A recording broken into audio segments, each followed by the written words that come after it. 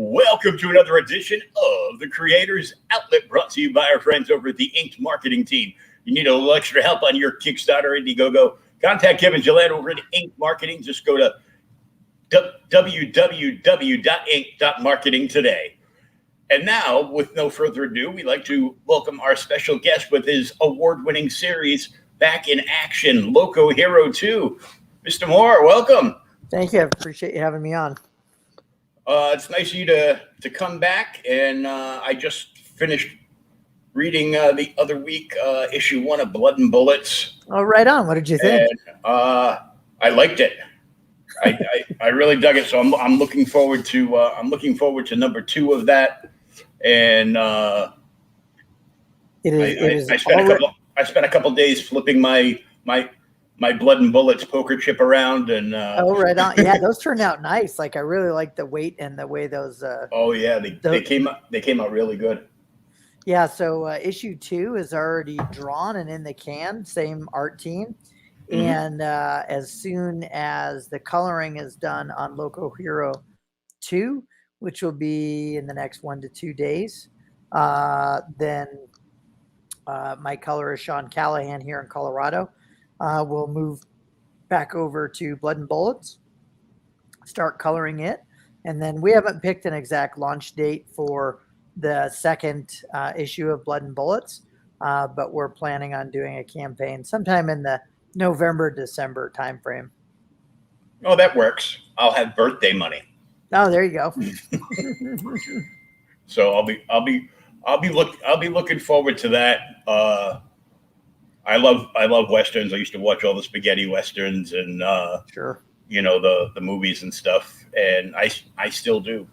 Yeah, what I did with that one is I took a 100-page screenplay that I'd already written, and then I just basically turned the screenplay over to the artist Silvano Beltramo, and I was like, make a 100-page graphic novel out of this. So all the information and dialogue and everything was there because I wrote Blood and Bullets 10 years ago, almost 12 years ago.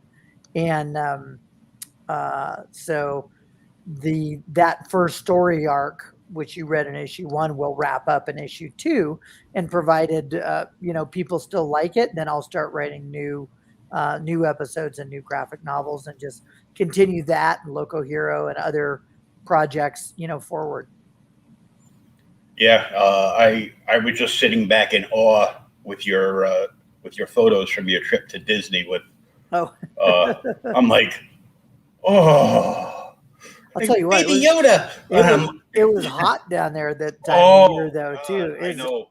I'm not one to live in much humidity here in Colorado, so Florida in the July was sticky. Yeah, you never want to go down there. I have cousins down there. They're like, if you want to come down, you can stay with us. I go, for what? If I go, look, 30 years ago, I probably would have. He goes, yeah, you could have gone to Disney then. I go, I wouldn't. I don't go on rides, so I'm not gonna pay somebody to walk around their park. I'm like, yeah, I don't. I'm not a big rides guy. Even though I motorcycle and I do all sorts of stuff, I get motion sickness on rides, something fierce. And so a lot of that doesn't agree with me. But my next signing, which is where I got my little Droid Depot shirt here, that I do down there, I will definitely negotiate or ask for a pass ahead of time so I can go to the actual Star Wars Galaxy's Edge, because I just assumed I was going to have a pass and I hadn't made a reservation. And then I got down there and there was no reservations available and I didn't have a pass. oh, So I got a little bit host on that one. Yeah, that's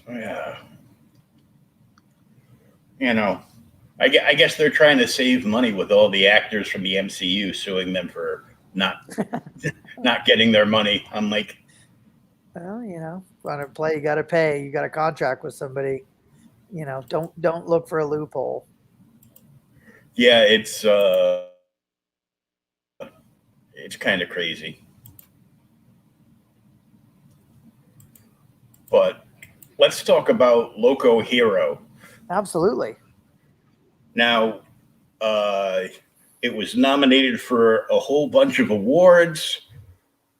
and Yeah. So yeah, go ahead.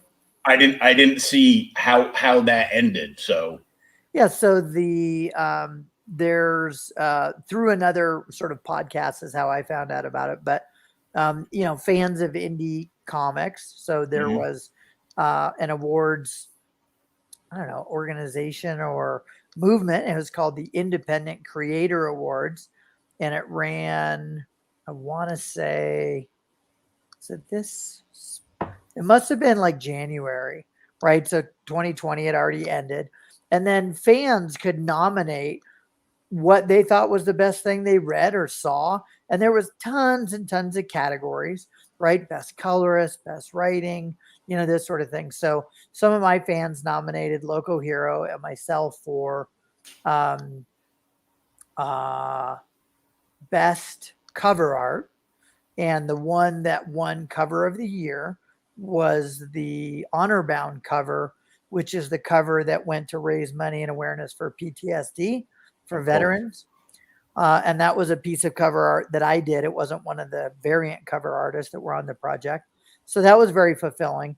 And then I was also runner up for both Indie Publisher of the Year and Indie Character of the Year for Loco Hero.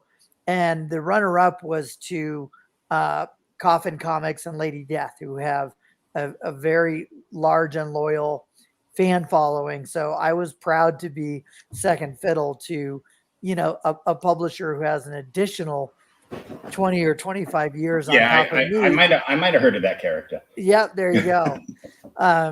And so that was great, very fulfilling for me. I think I don't know what's going on with the Ringo Awards. I think we were also nominated for that, but I don't really know how the next stage of after nominations happens with some of those. And a lot of different conventions used to have their own individual awards. So one Yeah. convention might have the Harveys, and somebody else has the Eisners, and somebody else has the Ink Pot. And so there's a variety of awards out there. And since I'm new to self-publishing, I don't know too much about that part because in the past I've always been more of just the cover freelance artist. Hmm. Well, I know I voted for you on the Ringos, and Oh, right on. Appreciate it. then I went through other categories, Oh yeah, there's and great ones in there. I basically voted for other creators that other creators and artists that I knew. I'm like, oh yeah, I know him. Yeah, yeah, click, Right. and Yeah. on to the Yeah. next one. I'm like, Yeah. I Make go, your voice be heard. they do they do good work. So Absolutely. I know when I was in college, I was one of the many hundreds of people on the nomination board for the Saturn Awards back in the day. Oh, cool. Well, that's kind of a big one. Yeah. So yeah, I was excited every time I got something in the mail from them. Like, okay, pick the ones in all these categories you want to nominate, and like a month later, I'd get a letter in, showing who went through, and Right.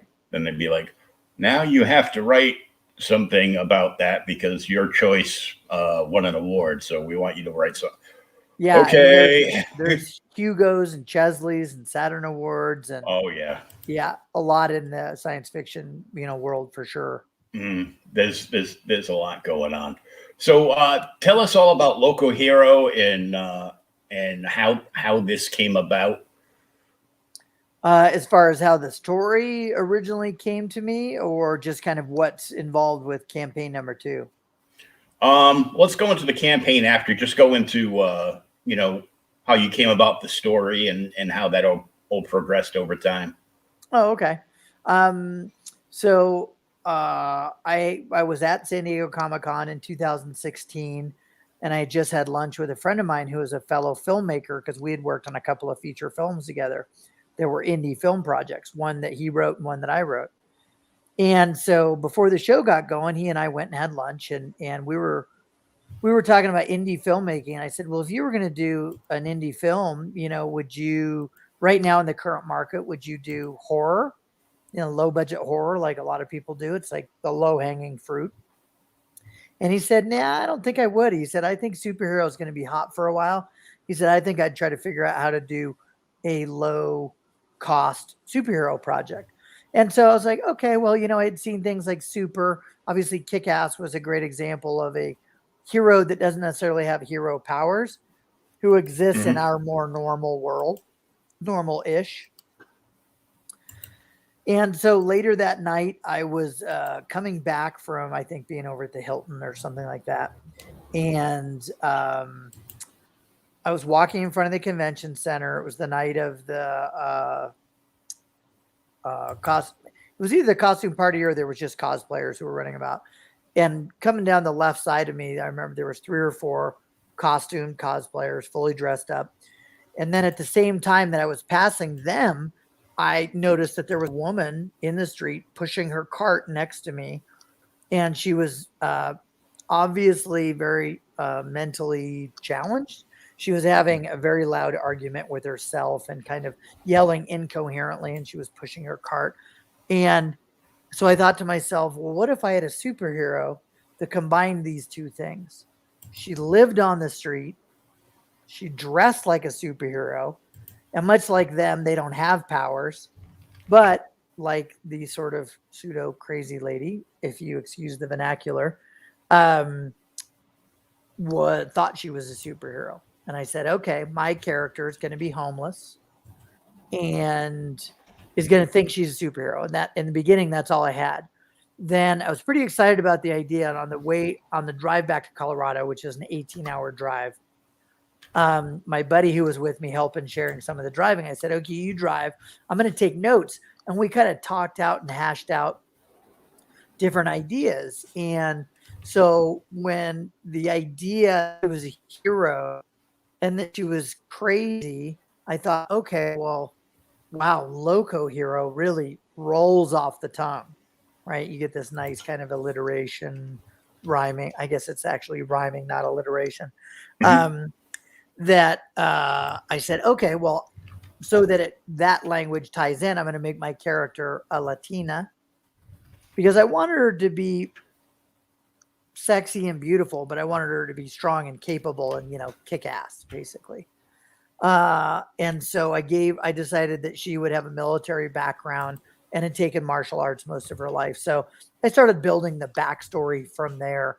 And so for anybody who's read the first issue, after she's hit on the head when she's trying to rescue a fellow person that lives on the street, much like she does, she has what they call a dissociative disorder.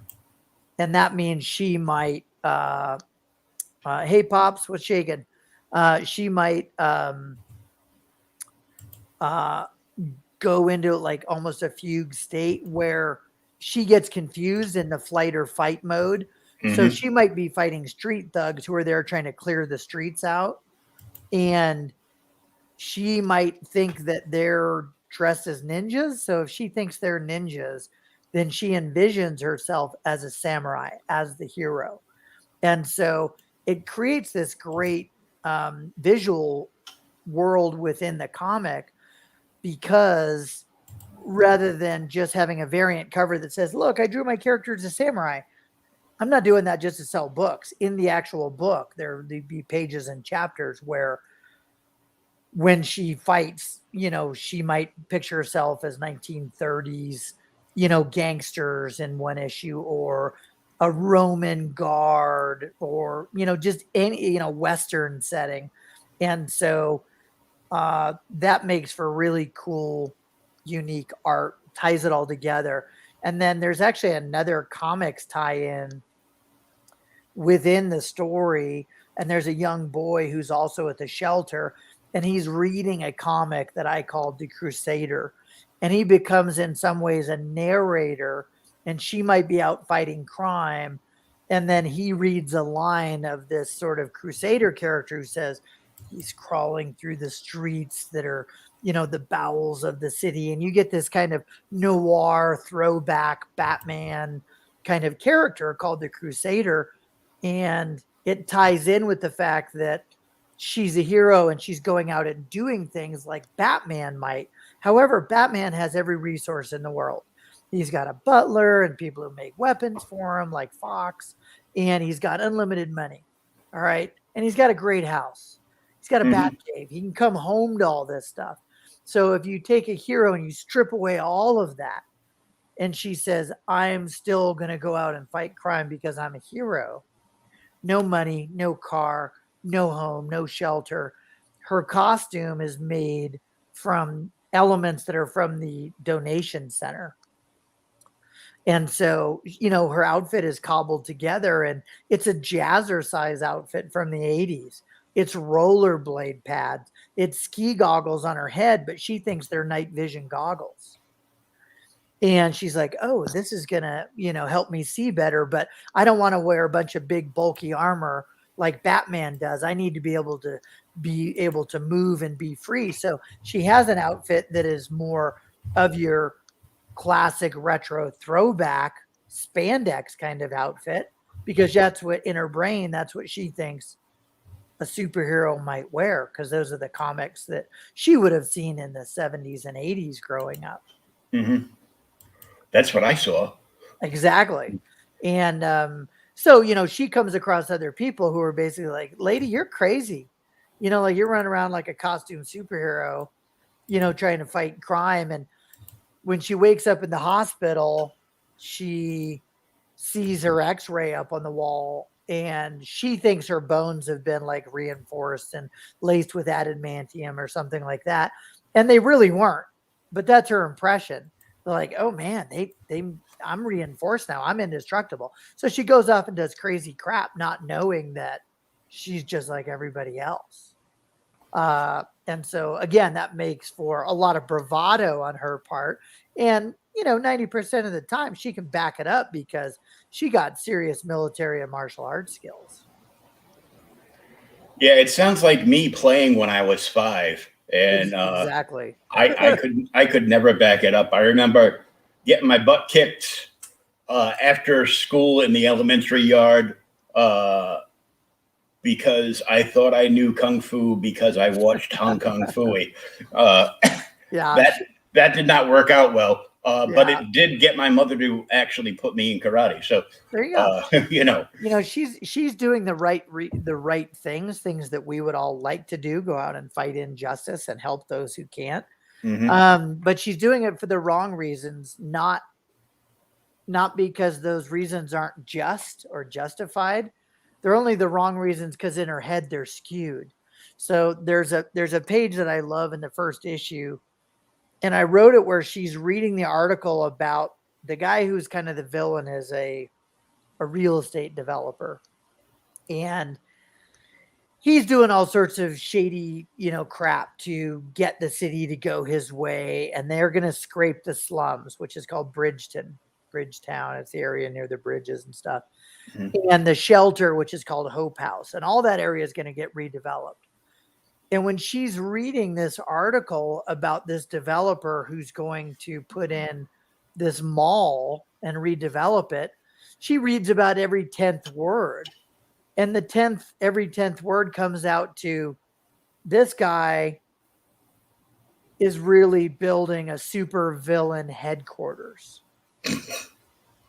So it's almost like one of those things where if you were watching a movie, like those words would shoot out in red and you'd be like, oh, it's like a code, it's the Matrix.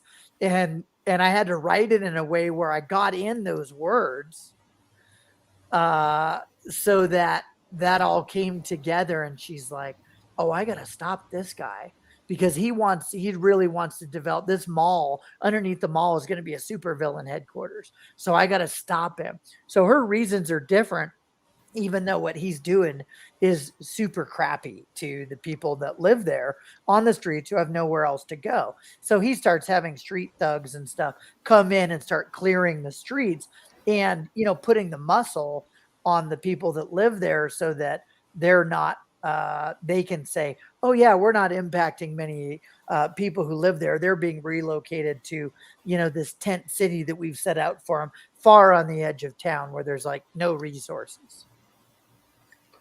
And she sees that and her inner workings of how she is develops into into an interesting story because she is fighting, pretty bad people, thugs going in, Well, and their paths are crossing because of the what's going on in her neighborhood, and so mhm. even if she decides to go in the first issue, she kind of like attacks this kind of like meth house, but it's also where the same bad guys already are that are working for this villainous character. His name's Rainer, who's a Danish guy, the Great Dane, and so I think it's fun combining the things that we all grew up with comics, the fun stuff, characters with cool nicknames and people doing superhero stuff, but it's actually still very grounded, right? And in the scene where she's about to go save her friend who's getting the thugs put on her, she's eating out of a garbage can because the Hope House ran out of food, and she gave the last bit of food to other people that she thought needed it more. And so I can't think of a character in comics that I've ever come across. Not that I'm the most well read person. I mean, there's thousands of comics out there, but I can't think of one who thinks she's a superhero who eats garbage and lives in a cardboard box and is just living in her own world. But she's going out and she's doing these sort of somewhat superhuman things, even though she herself is not superhuman.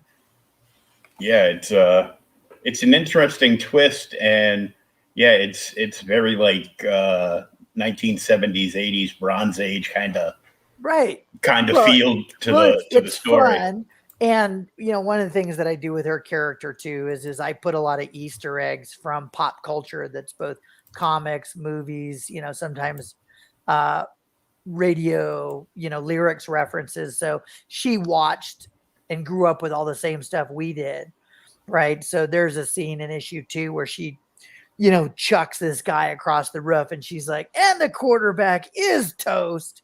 Right now, if you know Die Hard, right, you're going to know that's a line from Die Hard, and she's going to be somebody who's going to be influenced by those kind of movies. And somebody might go, "Oh, you ripped off Die Hard there." You're like, "No, like her character, like that's just one of her things. Is like we all do. Like I am a movie quoting son of a gun, and if I have a chance to say, law don't go around here, law dog, I'm going to say those things because like that's a movie reference from Tombstone that I'm going to love to say. And other people are going to be like, yeah, that's Tombstone. I get that.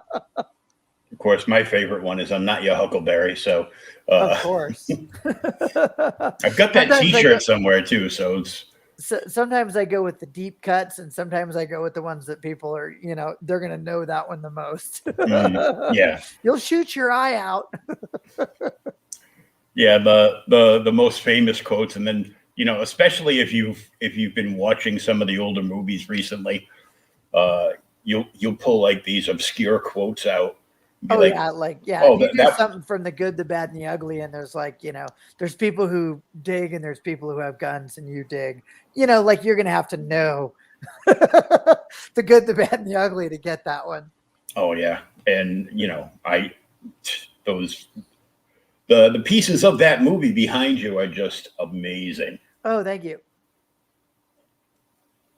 I still remember as a kid when I put two and two together and realized that Lee Van Cleef was in that movie and the TV show The Master that I used to watch religiously, like every week. That I thought was cool. He never really did anything, but Yeah, but we loved those charismatic characters. yeah. So it was fun for me to watch, and it was just like another hero's journey thing. Well, I always look back at like different shows that I loved at the time, and if somebody's like, "Well, what's your favorite show right now?" and maybe it wasn't Dukes of Hazzard, but it was Airwolf, and you're like, "Yeah, this guy's like mysterious past, and he's got this like amazing helicopter, and he goes and gets to go on all these cool missions." And like, I thought that show was absolutely badass, and so I'm sure all of those references and things from Star Wars to everything else bleed through once you take that step as a writer, right? Hmm. And because you're influenced by all those things, just like Lucasfilm was influenced by Seven Samurai and a million other things out there that make the amalgamation of what is Star Wars, which is essentially a Western space opera. Yeah. And the Mandalorian, they even amped it up. Mandalorian is absolutely a Western in space. Oh yeah. There's even this is the new sheriff in town episode. Oh, this is the go get the kid, rescue episode. This is, I need help from the bad guys. I got to go help them do something. But he always finds his balance with his loyalty and what his character is, because at his core, he's a noble, he's a Ronin, he's a samurai. Yeah, it's been very interesting so far, and I'm very, very much looking forward to season 3 of that show. Absolutely, I thought out of everything that company's done like the last few years, I think that and the Bad Batch are the only two things worth my time and money to watch. So. Yeah, I give different shows and stuff a try. I'm actually enjoying it's a big space sci-fi one that was on Amazon. Or no, it was on Sci-Fi, now it's on Amazon. The Expanse. Oh, yeah, yeah. Good solid science fiction. Yeah, I started watching that and then got distracted. I don't know whether it was something shiny or a squirrel, or my daughter yelling at me that she wanted me to make spaghetti for dinner. Yeah, well, I started The Expanse years ago, and I only got a few episodes, and then my buddy, who I've known since the 4th grade, was like, dude, you're gonna love The Expanse, you got to watch it. So I'm like, oh man, I trust you. So I started watching again, and I was like, oh yeah, this is good show. Yeah, I saw I think the first 2 or 3 episodes, and I really liked it. Yeah. And it's on a couple of different of the free apps. Oh, is it? Okay. It floats in and out. So, well, it's on Amazon now, and I get Amazon Prime. So yeah, I used to get Amazon Prime, but I canceled it. But I think I'm gonna go and get it back, because they put a thing up with the Paramount Plus network. Okay. That if you've got Amazon, for 99 cents a month, you can get Amazon Music Unlimited and Paramount Plus for 99 cents a month. Oh, geez, that's a smoking deal. And I'm like, well, I don't really need the music. I was a DJ for 30 plus years, so you got plenty of music. I've got plenty of music, but I can never get enough Star Trek, especially the original series. Yeah. Now I have it all on, DVD. I got the original DVD box sets and everything, but it's do I really want to unpack those and, have to load a disc in when I can, for $1 a month, I can just pay for this and leave it on and let it play and be happy and content. Yeah. Right. Here, take my money. Exactly. So it's like, once you organize your DVDs, you actually don't want to take anything out and use it. You want to wait to see, do a Alexa search for and wait to see, where it's playing that month. And if you have that service to watch it, so. Yeah, I do. I almost always have something on in the studio when I'm working, and I work late night. So I almost most of the time it's either a TV show or a movie. And if it's something where I really have to focus on what I'm doing, then it has to be something I have seen many times. In other words, I won't put on that new movie that's Black Widow or, I don't know, whatever the newest thing that just came out, Suicide Squad. It's got to be something like, I've seen the Jack Ryan series a couple times. I can put it on in the background and I don't need to look up at it, Yeah, I'll put something like if I'm reading a graphic novel for a show I'm doing tomorrow night, and I'll put on, I don't know, like the old Battlestar Galactica, because I can actually repeat all the lines through the entire thing. I've been such a fan of the original series as well. Yeah, I still, to this day, I still think one of the coolest ship designs ever is from Battlestar Galactica, and I think it came up in some sort of news feed, and they were like, here's the 150 or $400 version, of the Battlestar Galactica fighters, and I was like, do I need one of those for the studio? And I'm like, no, you stay focused, I'm but like, I I really need like one of those, I but was tempted because it was like, I not need one of those, not for the $400. Yeah, right? because the same company that made those also made the Space 1999 ones. Now, see, I had the big Space 1999 toy that was a hand-me-down that came from the like a garage sale, but I didn't have any of the figures that went with it. So Space 1999 just got absorbed into the Star Wars world, and so it had Star Wars characters and stuff like that in it. Because I was like, well, these are the dudes I have, so they live on this ship now. I remember I told my mother one year that I wanted, Space 1999 figures, and they were like the 12-inch figures. Yeah, they're more GI Joe size. Yeah. Yeah, they were made like, but the skin on them was like actual skin. It was kind of like almost like a rubbery texture. Yeah, like the GI Joe. Yeah. Yeah, kind of like the sleeve on the $6 Million Man. Peeled back with the arm. Yeah, it was kind of like that. And she bought me Commander Koenig, except it wasn't Commander Koenig. They made an error at the probably the Hasbro plant even back then, and they put the Professor guy in the Koenig box. Oh, so I was pretty miffed. Yeah, I could see that. But she also bought me. It was for Christmas one year. I got my big things were I got that. I got the toy stun pistol that would, you could shine, certain logos from a TV show on the wall, and then it made like all the sound effects and stuff. So, it was I played with it for hours and hours and hours. and she also got me the play set for the figures of Moonbase Alpha, which was fun, but I didn't want to play with the Professor, so pretty soon all my Mego Star Trek figures took over Moonbase Alpha.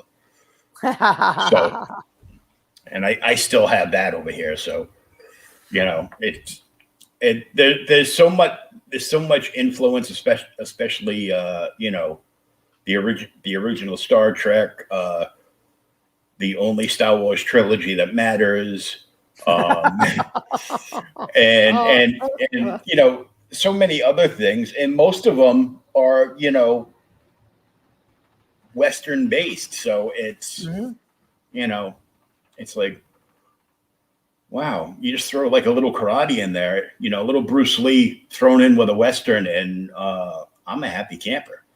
Yeah, it's funny because today I posted a piece of art that was from Blood and Bullets, and it was the, sexy version of the Blackbird character, which is the Native American character. But I posted it into an art group that I founded like 4 years ago that's on Western art, and only Western art, traditional Western art. Mm-hmm. And I knew that I was going to take heat from some people who are just not open-minded. And the group has grown during the time essentially of COVID from 3,000 members to 27,000. And wow. right now it gets 200-300 new members per day. And it's all really super traditional Western art. It's called True Fans of Western Art.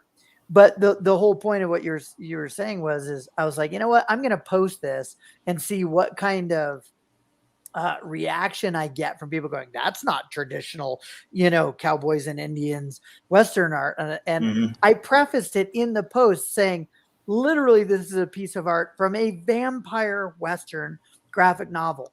And they're like, people are like, Native Americans didn't dress like. I'm like, did you miss the part about like vampires?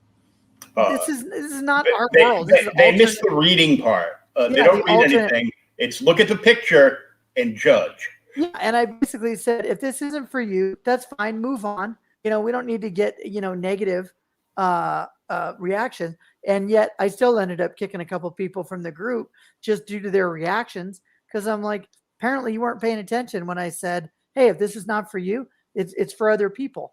And the cool part was I ended up actually selling the original because of the post. to one of my fans who's already been buying artwork. A friend of mine is down in Texas, but it took that particular post in a group for him to see it and go, "Oh, that's available. I might be interested." And I was like, you know what? Let me put that on hold for you. And so, on the one hand, people got their feathers all ruffled. On the other hand, I sold a nice piece of artwork. Yeah. So, win-win. Yeah. I know for the first Blood and Bullets, as soon as I saw it, I fell in love with the color cover of Blackbird holding up her knife with the reflection of Right. the It has Mary's character in the reflection. Not a lot yeah. of people caught that. And I'm like, I go, oh, that's the cover. I don't care whether it's chrome, hollow foil, or just regular. Oh, that's just a regular cover. Fine, I love that cover. Yeah, And we did a couple I different showed it off on another stream, and everybody was like, "Ooh, what's that?" It was like a panel. And they're like, "Ooh, what's that?" I go, "That's Blood and Bullets #1 from Monte Moore." They're like, "Oh." So I got a little street cred on that comic panel because I had some of your art in hand to show off that night. Oh, I appreciate that. That's awesome. Yeah, one of the things that I love is just the indie community, and as even though I started as an indie publisher, I helped publish. It wasn't my first book. I was only the colorist, but a group of us as a studio published our first comic in 1993. Bunch of greenhorns just out of college, and back then when you thought about the indie industry, which was really small, right? Indie and kind of underground stuff like that. And although you had people out there who were doing stuff like maybe Sergio Aragonis doing Gru, TMNT, at the time, obviously very indie, but a smash hit, right? Breaks out of the indie mold, becomes, one of the biggest mainstream things of the 80s. Jeff Smith doing Bone. Yeah. You had other indie guys out there who were the few guys in the limelight. But for me, it seemed like the perception is that, those fringe guys, they had a hard time and they had their followers. And some of them made it to status where you were known. Brian Pulido, Lady Death, things like that. But for every Brian Pulido, there's 100, 200 creators who, sort of, as they say, fail to launch. Right. And we were one of those with our first book. We did produce it. We did pay and make 3,000 comics and maybe sell 1,000 of them right when the industry crashed in like 93. But it's one of the things that I've come to know in the last 5 years is how awesome the indie industry is with the fans and how loyal they are and how active they are and how they will support you or a cause when you want that support and say, hey, this book's going to raise $10 for this cause, or this book's going to raise 20 or whatever. And now it's something that I'm really proud to be a part of as an indie publisher, which is what I am now, instead of just saying, well, I'm a freelance cover artist, right? So Maverick Art Studio now has, its third graphic novel under its belt with Loco Hero 2. And believe it or not, I have 10 projects in the works that either already have artists working on it, from my dark anthology called The Midnight Cafe, which is going to be like a Tales from the Dark Side, Amazing Tales. Oh, that's right up my alley. Twilight Zone, serial kind of a thing, to occult horror. I have a steampunk project in the works. We have some true, straight up kind of superhero, but my superheroes are all cryptids.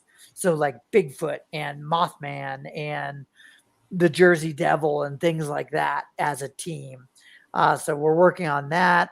And there's just a lot of stuff that's exciting that within the next 1 to 3 years, I'll be able to say, I've got 5 titles out there, not just one, and not just pandering to a certain thing. I don't want to just do cheesecake comics. and there's a place for that. And I'm a big part of that community because I love drawing and illustrating beautiful women. So I've done work for Zenoscope and Big Dog and many other publishers. But for myself, I want the stories and the content to be as good and as intriguing as the art. And so I don't want to just have my books be sex sells. Hey, look at the, the big chest on this character. That helps sell comics. Don't get me wrong. I want the stories to all have Well, that helps sell anything. beautiful elements, but some of the stories and some of the projects won't have that. Right. So they may not be as successful as Loco Hero or Blood and Bullets that have, these amazing superhero lead characters. I mean, one of the books called the Book of Mark, or Carpe Noctem, which means seize the night, is centers around an occult bookstore and all that might entail. And it ties in with Revelations and the Bible and demons and possession and mass murder. I mean, it's going to be way different and way edgier. And it's based on a screenplay that I wrote. And when I read the screenplay, when I reread it, I hadn't read it in like 6-7 years. And I reread it and I thought, Jesus, this is one of the best things I've ever written. I need to put an artist on this because it might not be as commercially successful as other ones, but this is a damn cool story. That makes me think a little bit of the old Friday the 13th television series.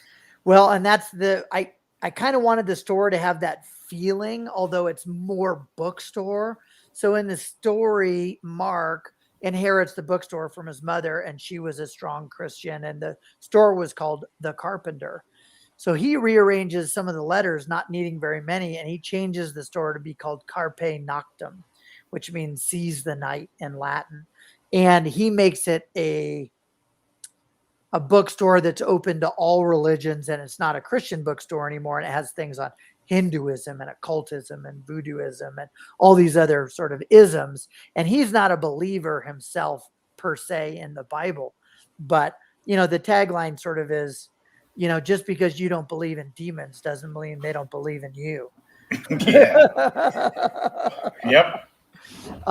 And so the woman, the artist that's working on that, Chiara de Francia in France, is already on page like 2025. Oh, nice. She's only been working project for 2 months, and she's drawing and coloring the whole thing. And wow. So, when that book gets done, I might not put it out as a 2-parter, or I might put it out as a 2-parter, or I might say, here it is. Here's the whole thing. It's 80 to 100 pages. It's all in one. Mm-hmm. And in a nice hardcover. In a nice hardcover, here's the matching download of the screenplay if you want to read the screenplay. And between you and me, one of my my goals is that eventually I will take my screenplays and my graphic novels, and I will get an agent in Hollywood to market the stories to for streaming services, movies, or TV series like Loco Hero. The first episode that I wrote, it's not a feature film screenplay, it's a pilot episode. So pilot episodes are usually about 60 pages. Mm-hmm. So the first 48-page graphic novel is based on those first 60 pages of the pilot episode. So I could say, hey, streaming service, whoever that is, isn't this a great unique character? Here's the pilot episode, and here's the first 100 pages or 100 minutes already scripted out for you, like storyboards. And if they turn and say, well, that's great, but the only thing that seems to sell is comic book IPs. Well, let me tell you something. It came from this. Exactly. Well, yeah, I want somebody to walk into Amazon or somewhere else and plop down a big stack of published graphic novels and go, hey, here's what Monty Moore turned out in the last 2 years. Yeah, knock yourself out. Here's my card, and we'll be hearing from you, I assume. Right. Yeah. There's more. Oh, what do you need? Oh, you need a killer in a junkyard that recycles people. Yeah, that one's called Scrapper. I got that too. Well, There's a dark side to me that not a lot of people know about. I write some dark stuff. everybody knows me as the fun, happy go lucky guy, fan of westerns, great artist. Yeah, I They think don't people, know that I walk in the shadows as well. yeah, and I think that that's would be one of the fun parts about Midnight Cafe and Book of Mark, and some of these other projects that have an edgy feel. So you find the right artist that has the right look for something, Mm-hmm. and you say, "Yep, I'm going down this road." And once I freed myself from the burden of thinking that I myself had to illustrate all my stories, which set me back like 10 years. I'm like, oh, I need to draw that. I need to do that. And I'm like, you're not a comic book artist. I'm a painter. I'm an illustrator. I do covers. I do promo art. I design characters. But my strong point is not telling a visual story, but I'm pretty good at writing them, I think. Mm-hmm. And I've got a few awards for it. So, I'm Yeah, it might confident. be a it might be a thing. Yeah. I'm confident enough that what I'm churning out is not garbage, and that's enough for me. So for me to continue to do writing and to bring these stories to fruition is super rewarding. And when I first started writing these stories back in 2001, my first story that I wrote was called Outpost Earth, and it's also being worked on a graphic novel. It's up to about page 15 or 20. Is a sci-fi kind of a story. And people would say, well, what are you going to do with it? And I'm like, I have no idea. I want to market it as a film, but I didn't know how to write screenplays at the time. So in that period, I've gone from learning to write screenplays and flesh out stories and things like that to having the confidence and the understanding of publishing and printing and self-distribution through Kickstarter, which is just an amazing platform. And if we had had this 20 years ago, I'd have been doing it back then. Oh yeah. Yeah. I think the boom in the indie industry,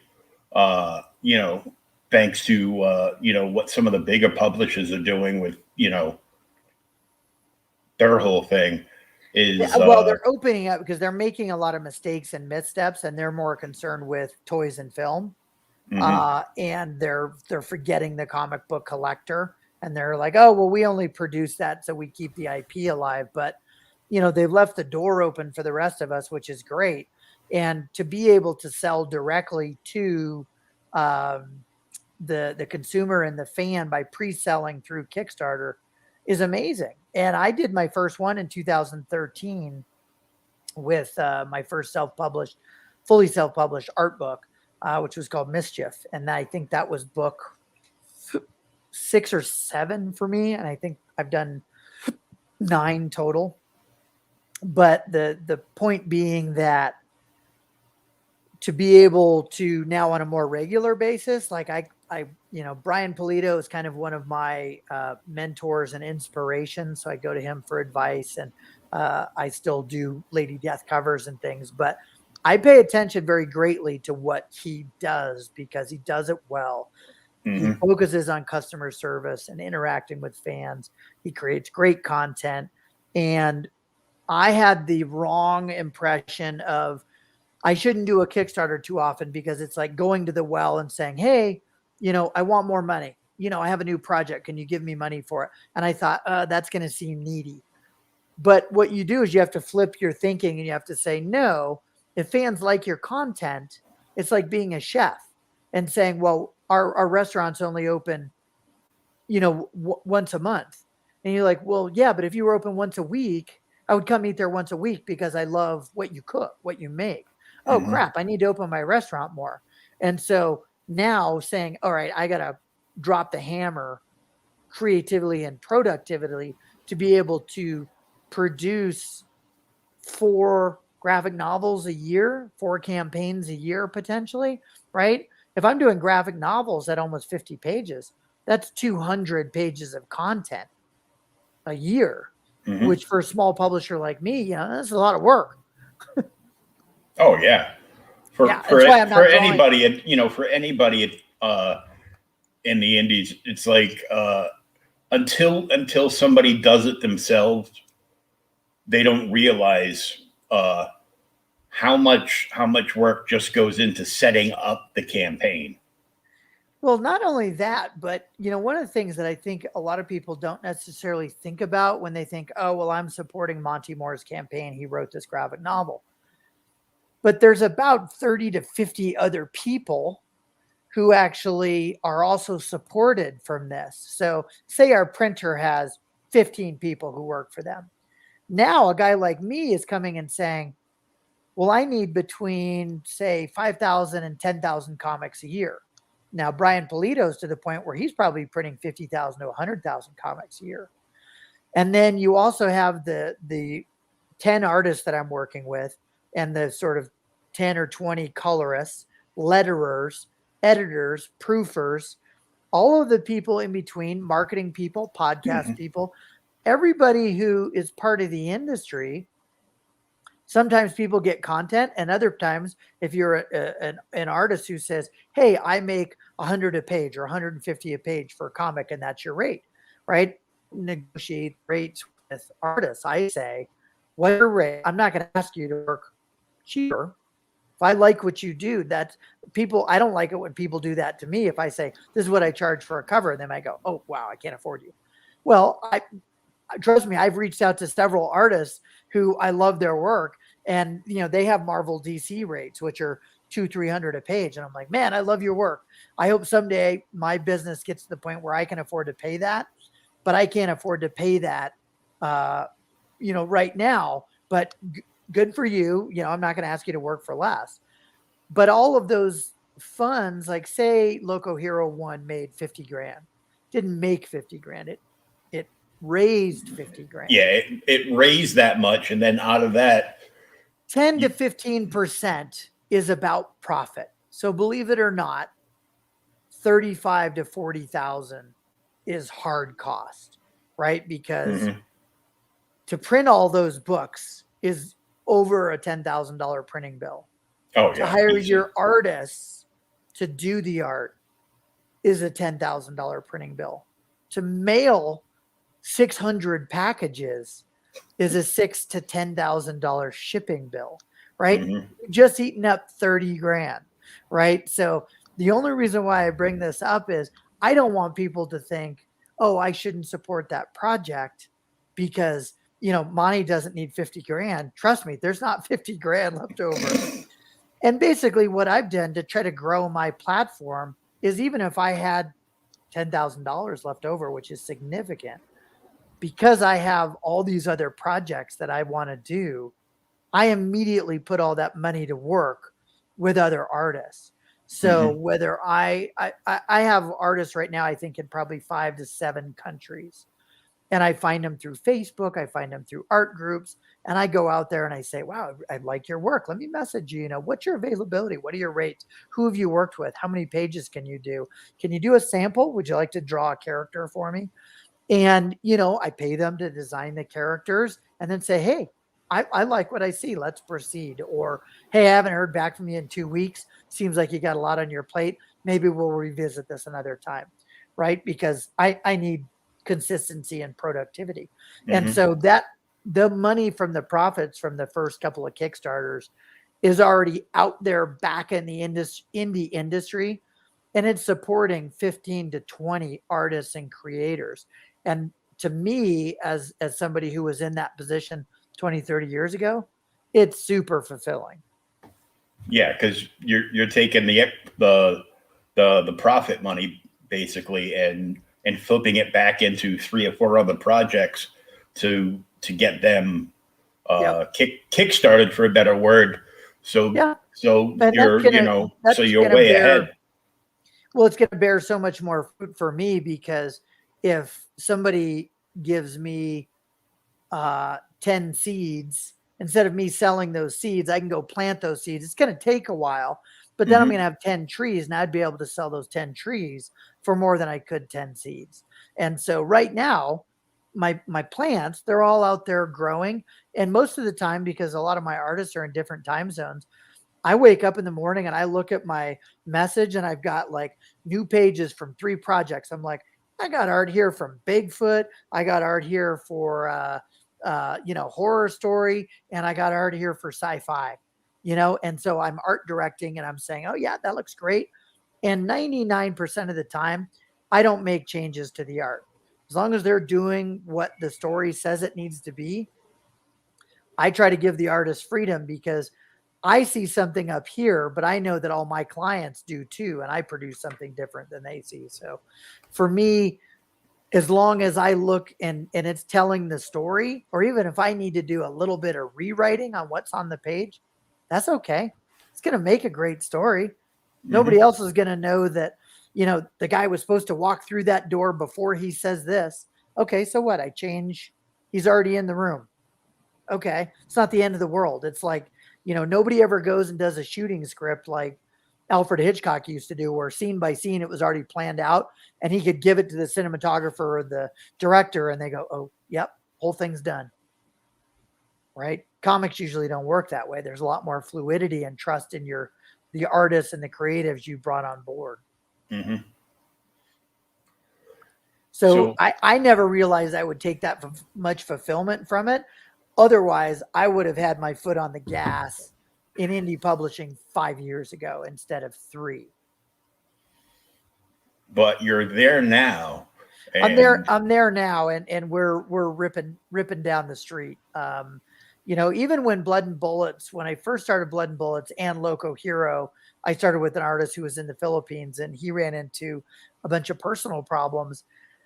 But because I was so busy all the time with other projects, I was like, yeah, it's okay. It can just kind of sit back there. Nobody even knows about it. And so for 3-4 years, it just languished. Didn't go anywhere. I didn't even get 10 pages done. Then you find the right artist and suddenly you're getting 5-6 pages a week. And you're like, oh, this is quite nice. I could publish and print this within, a year. And so now that's the goal. And it's a good goal to have all these projects on board, and all these creatives that you've got working through your publishing company. And absolutely, it's always good to be busy.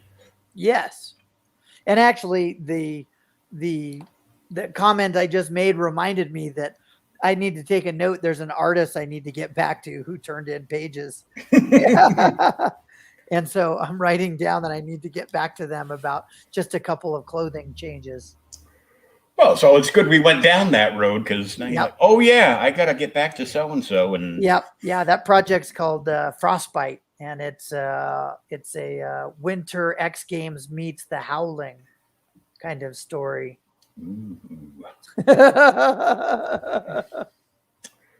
Werewolves in the snow.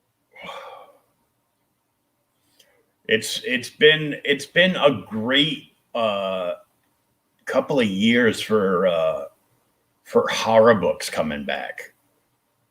And well, I hope so, because that's actually my biggest fear is when I go to, Kickstarter with these other projects that are darky and more edgy and less sexy, that they will, the right audience will hear about them and say, hey, that's my cup of tea. I like things that go bump in the night. Oh yeah. I do, as long as they're not going bump in the night in my house. Right. Yeah. Safe. You want them to be safe. Then I get a little nervous, Well, I love things like, there's a lot of different movies out there, but like, I love a great story like the movie Seven. Oh, whereas yeah. I find very little redemption in films like Hostel, or the Green Inferno and cannibalism and the over the top gore. But I've probably seen Seven, 25 times. Right? Now, Seven or even the early Saw films, they're not there for pure gore, but there's a well-crafted story. And at the end you go, I didn't see that coming. Right. Mm-hmm. And so I like to have things in my stories where it's either a twist or it's entertainment. And you go, I didn't see that coming. Yeah. It's, there's so many books that you just mentioned that I'm like, oh, what can I sell so I have extra money to back more books? Because well, you can sell blood. You know, people always need blood. yeah, they don't want my blood. I've got too much wrong with me. So I tried. Let him put it through his trainer. I go, can I sell my blood? And they call up my medical charge and they're like, no, thank you, no. But yeah, I've been excited to read Blood and Bullets and see what else you have going on. And well, on the Loco Hero campaign, because it did come out during COVID, you know, this time, March, April last year. Mm-hmm. In the second campaign, we did bring back the honor bound edition of issue 1. So people can, we caught a little bit of flack of people saying, hey man, you know, I'm late to the party, but where's issue 1? I want to get that too. So we did add that in. And then we have a separate campaign over on Indiegogo for a re-release of issue 1. It has 8 new covers, 4 from the art core team, as I call it, and 4 from variant cover artists like Paolo Pantalena, Jamie Tyndall, and Shikari. And that's a perfect bound edition instead of saddle stitch. And it also ends in 2 days. And we've got 100 backers over there, and we just hit the 5,000 mark today or yesterday. So between the two campaigns, we have 600 backers, 625 maybe. And there's probably a lot of people that actually bought issue 1 that are going back because they want those other variant covers. We have a couple of completist collectors who, you know, as insane as it might sound, if there's 25 different covers between the variation, yes, it's all the same book, but those are the first issues of number 1, and they have every one of them because they're like, hey, what if Loco Hero ends up being the next Spawn? And in 20 years, people are like, yo, I got one of the number 1s, and there's only 1,000 to 1,500 of them out there. Mm-hmm. Right? Because these aren't big numbers. You know, Spawn number 1, I'm sure there or you know, more modern day popular ones. Even the Death of Superman, right? There was, I don't know, 50,000 copies or something. So we all went out there and thought it was crazy because we, you know, in college I paid $50 for a comic, and $50 now for a comic is a more normal regular price for some new re-release books. And some books, you know, like an artist proof book, if there's only 4 of them with a number, right, they're $200-$250 when they're brand new. Yeah, it gets a little crazy. It's you know, and there's so many campaigns out there, and they're selling original art pages from the book on the campaign. Mm-hmm. Yeah, we did that with Loco Hero number 1, and about 10 people sign up and get that as a pledge from the first campaign. But the problem is it's not really a problem, but my artist switched to digital, Donnie, and so there's no new pages for issue 2. And so the only project that I have going right now that I'm getting the original pages that I can resell are the Bigfoot story that's going to be in Midnight Cafe. It's called Endangered Species. And I am getting the original pages from that, but I would say only about 5 or 10% of comic artists are working traditionally. Yeah, most I know quite a few that are doing traditional pencils and then scanning in and doing doing digital inks and then passing that file on to the colorist to yeah, and that's more common. And I don't even have a problem getting the original pencils, even if they're roughs, because people still enjoy having those in their collection. So I've got a few of those. Yep. And then there's other artists who, you know, their pencils are so tight, you really want to scan them in that you just crank up the contrast, you know, and they look like inks, and you just hand them off to your colorist. Yeah.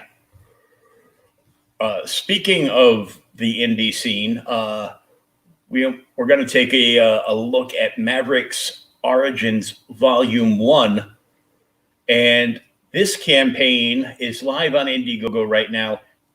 And every 10 copies they sell, they donate one to a group. And God forgive me, I forget the name of the group, but this group that they're donating them to sends them out to the military.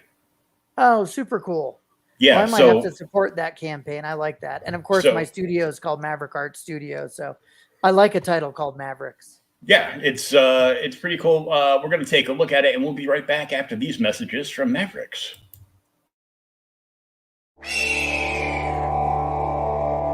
War is a topic of vital importance, a subject of inquiry that cannot be ignored. It is a matter of life and death.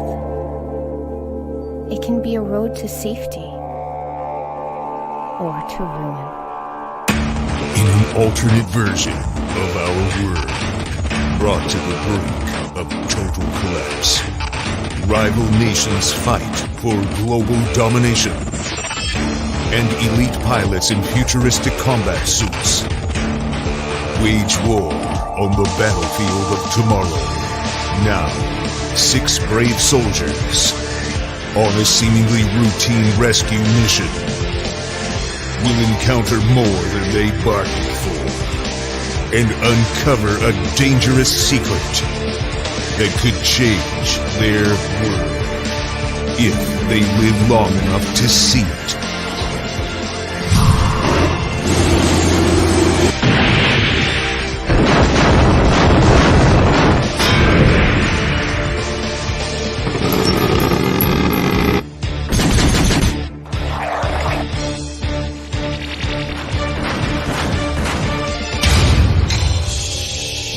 Mavericks Origins Volume 1. Now on Indiegogo. Wow, nice trailer. Yeah, he was editing that together for a couple of months. I bet. That's pretty impressive. He finished the edit on that trailer hours before they went live with the campaign. And is the campaign doing gangbusters? Oh yeah, it's doing really good. Cool. So they're doing the 30-day, and then before the 30 days up, they're upping it for another 30 because it trips the algorithm. And now, can you do that? Can you extend a Kickstarter for another 30 days? I thought you had to set time. Kickstarter you can't, but they're on Indiegogo. Indiegogo, you can extend it an extra 30 days when you get. Oh. So like right around, day 28 or 29, you go in, you extend it for another 30 days, and then you can keep it on demand. So it's an open source store. Right. Yeah. We planned on doing that, but I didn't know that you could open the store for, or, extend it for another 30 days. So that might be something I'd be interested in. Yeah.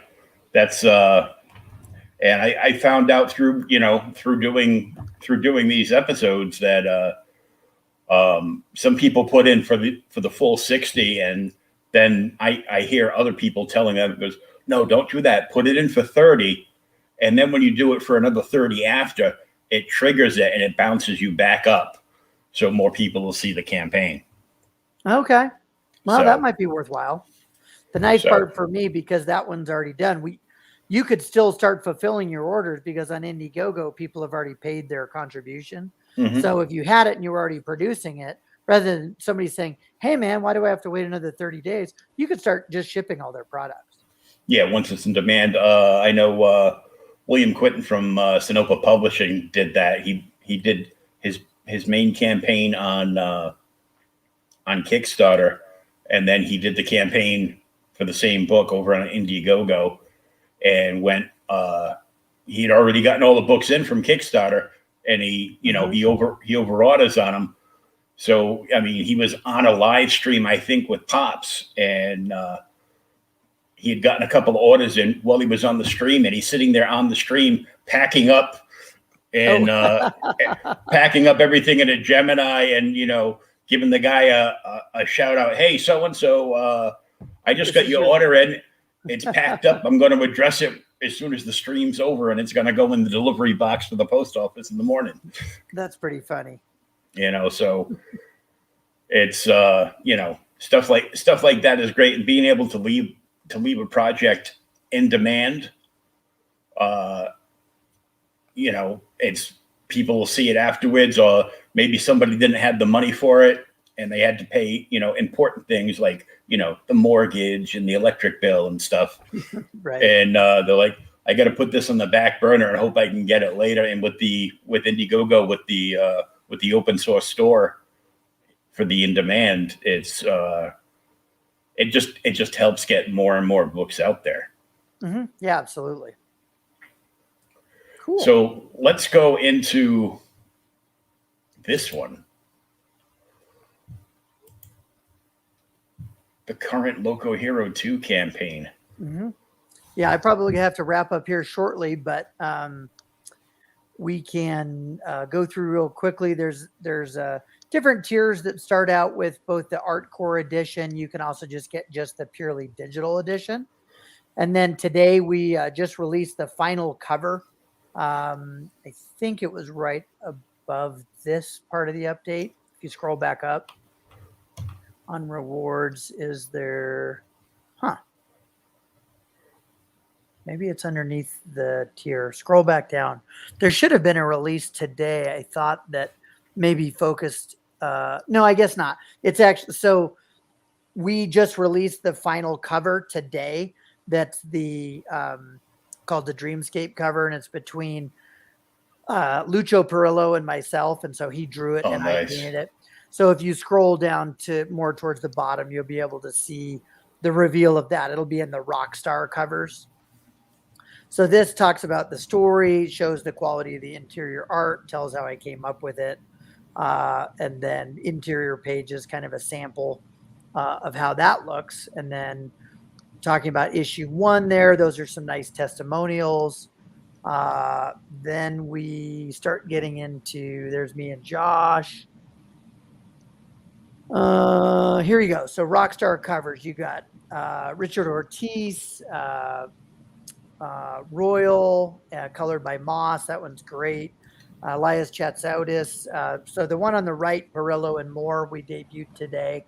So Lucho drew that, and then I did an acrylics mixed media version, since he normally does oil, so it gives it a different look. Yeah. And I saw that on your page. I'm like, ooh. So that's the only fully painted one in the campaign for this particular one. Then we've got RB White, Paolo Pantalena, Mike DeBalfo on the left, and Mike Chrome on the right. And great colors by Ula Moss and Sanju and many others. Then these are some of the covers. The one on the right is by our interior artist team. So people can select the Art Core tier cover if they like that. And then the other 3 covers are art that is mine, that showcase different elements of the character from art from 1 and 2. And then we start below this, we start getting into some package tiers. Now this one here, this is a special one. This is called the Soldier On edition. And her character is a veteran. And so in this particular piece, you see, a soldier in the rain, and it's almost like they're sort of bleeding the flag colors, or as the reflection maybe. But then the spirits of these warriors in the past are standing behind, almost like a legacy. And so Brina's character would be on the right as the Jaguar warrior, as the female one. And then in the upper left, you can see a figure in the background, and that's who this particular cover was dedicated to. And that was a young man who was a military veteran who did struggle with PTSD, and he did take his life. And so this cover was commissioned during our last campaign. And so the woman who bought this was her son, and she commissioned a cover, which is now a published cover. And the proceeds from this cover go to Operation Second Chance to help our veterans. That's awesome. And man, that cover, that's such a powerful cover too. Yeah, it's and I decided not to go full color because when I did the base layers and I did all the blacks and the last thing I added was the flag, I was like, this piece doesn't need color. It's just going to take away from it. It's Yeah, just so stark and powerful as it is. I love that cover right there. So that's called the Soldier On edition. Again, proceeds from that one go to that. You can also select any of the covers that you really like. You want to put it on your wall. You can back a pledge level that gets you any of the covers as a print, or you can do it as an add-on as well. So people can say, "Oh, these are my two favorite covers. I'm going to get 2 prints and a book." So you can a la carte that. You can over pledge a certain pledge level because you can only pick one pledge level. So then the rest of it you either do as an over pledge or what we call an add-on. And you used to have to do the add-on at the end of the campaign, but Hmm.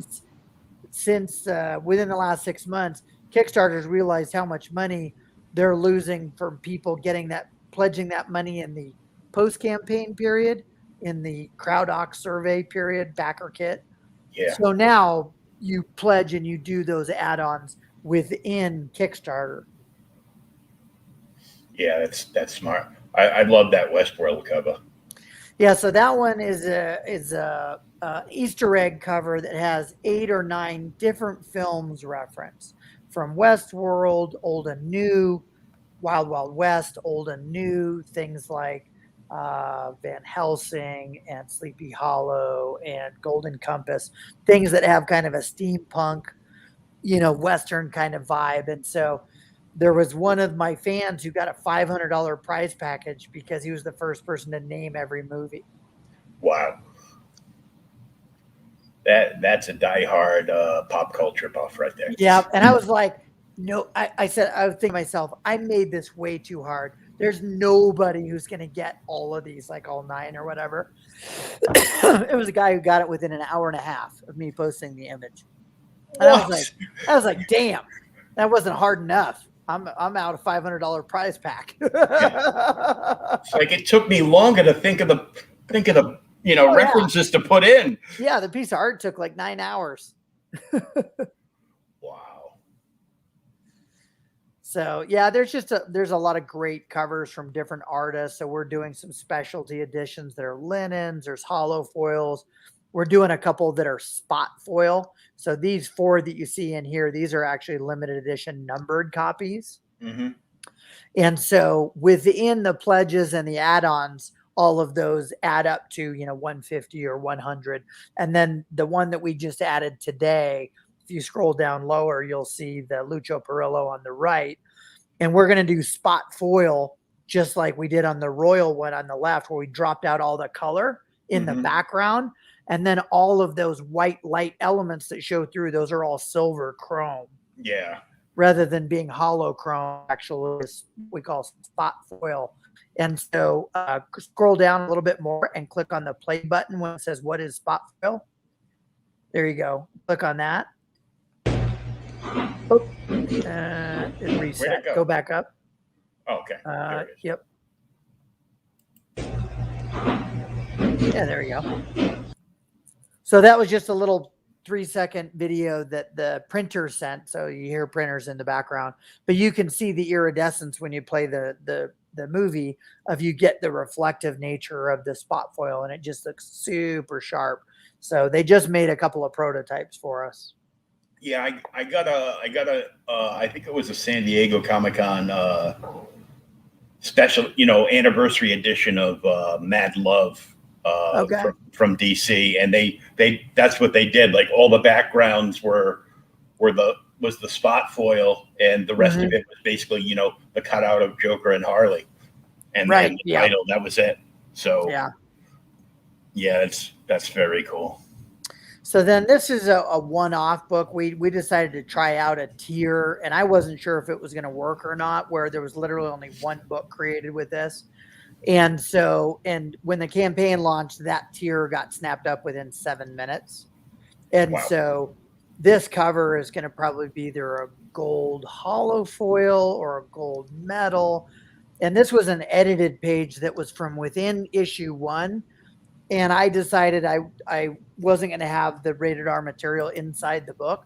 So we edited it, and there was some very carefully crafted smoke and things like that that came across the figure. Mm-hmm. And so because that page was never seen like that in the book, we reached out to the backer of that and said, what do you think of having the only cover that has this interior page in it as the tier 1 operator? It's a one of a kind book. And he's like, absolutely love it. That's what I want. So we revealed that today as well. Wow. So people can just go through, they can look at the different packages. There's things that combine, and move all the way up to upper tier commissions where people can get a hand-drawn sketch cover. They can get a fully painted cover. That gets into the thousands of dollars, kind of tier. But, at that level, you're getting the original art that comes with it. Yeah. Yeah. And even while we've been on this podcast, we had several new backers who actually picked up some like field kit packages and stuff like that are like $130. You get some prints, you get some books and things like that. So the packages kind of just keep growing where you get more and more of, the products, just depending on, how much you want to collect and how deep you want to go on the Kickstarter. Yeah. Like this one right here, the Total Domination package. Yep. 42 comics, 13 prints. Yep. Yeah. And we probably only offered 5 or 10 of those, and maybe, some campaigns, all 10 sell out, and other ones only 2-3 people, sort of maybe go that deep. Here's the Mike DeBalfo and Monte Moore art. That's Mike's drawing, and I painted it. And we decided to offer the original in the Kickstarter. Wow. So that's the framed art. And then here's his pencil drawing, which is also available. Oh, it's gorgeous. And I offer the originals for the same price that I haven't invested in that artist. So I'm not making money off of their back. I'm just the one who's able to offer it and sell it to the collector. So you're buying from the publisher. So here's some of the stretch goals. We decided rather than doing a pen and a magnet and a sticker and a patch and, things that we had done with some other Kickstarters, that we would do a series of trading cards. And so only backers of this campaign get, these cards will never be reproduced again. So we just yesterday, when we hit 30,000, we unlocked the blue hollow foil card. So if you scroll down, you'll see that there's a red, then a silver and a blue, like a red, white, and blue. So there's a red foil. Then there was a silver foil with the Soldier On art. And then just yesterday we hit 30,000 and we decided to do the Paolo Pantalena Nightbringer art with a blue foil. Wow. Trading cards have come back in a big way. Well, it's something that people said that they liked, and it's less risky to ship paper products with paper products. So obviously, people like that because you're not, hey, my shot glass broke and it damaged all my comics. People reach out to me and go, hey, I make shot glasses, and I'm like, hey, great for you, but I don't want to ship a shot glass with a comic book. Yeah. And they're like, really. oh, we'll ship it separately. You're like, great, that's going to cost me another $6 to ship. No thanks. So there you have it. People can read through the campaign at their leisure and read all about the project and the artwork and lend their support or share out the campaign to other people they think might enjoy it. Yeah, if you've already backed this, make sure you're sharing it out every place you get social with your media. And if you haven't, definitely head over and peruse the campaign.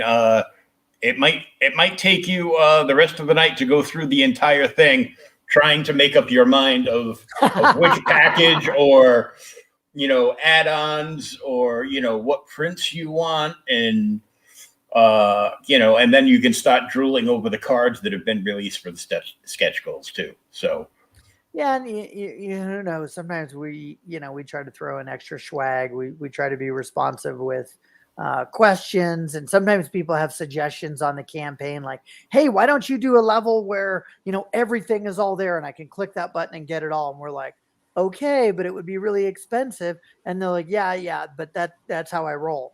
And so one of the reasons why we have things like the full Monte or the total domination, is because fans asked for it, right? Because I was like, oh, that sounds like people wouldn't want that at, you know, a $500 or $600, you know, comics package. And then you put it out there, and then the next day you have 3 people who have already got it. And you're like, Yeah. okay, I was wrong.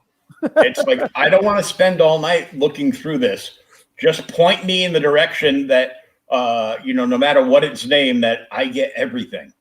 Right. And the thing is it's just awesome to have that kind of support where somebody might say, I love what you do. I want to support it at this kind of level. And they know they're going to get high quality products. You know, whether it's the printing, it's like the poker chip, the patch, all the stuff you got in Blood and Bullets. That was a really fun, nice swag package that had, you know, 11, 12 items in it. And we got tons of kudos from everybody to put that kind of effort into it. You know, a custom patch that's drawn by me and is like, man, I want to put that on my bag or your backpack or whatever. Yeah, I've been using that bookmark since the day I got the thing. And first it was on the book it came with, and it's moved to 2 or 3 graphic novels since then. And it's awesome. it's in another one from Mike Mignola right now. Oh, she gets around, that girl. Oh yeah, you know, she's killing it. She does. Well, thank you for having me on the show. It's been a wonderful experience being able to talk about all the projects and. Yeah, I'm excited. I'm excited for what the future holds for your publishing, because there's a bunch of books in there, especially the dark stuff. I like the dark stuff. It's coming. It's in the background. It's happening right now. I just can't show you. Yeah, this is awesome, and that tribute cover is absolutely gorgeous. So thank you, appreciate it. I don't even have to worry about which cover I want. I already know which cover I want. So this is the original art. So this is going to Vanessa, who backed that level on our previous campaign. Mm-hmm. And so this is the actual illustration that I did for that art. And this will be framed and on her wall. It's mixed media. It's a combination of colored pencils, airbrush, markers, and hand painting. Wow. So that's gorgeous. I appreciate everybody checking out the art and the campaign as I knock stuff over here in the studio. And hopefully we'll be back again for a future show on an upcoming campaign. Oh, that would be awesome. Great. So we're gonna wrap up here. Monte is very busy. If you didn't catch that during the entire talk of how many projects he has going on.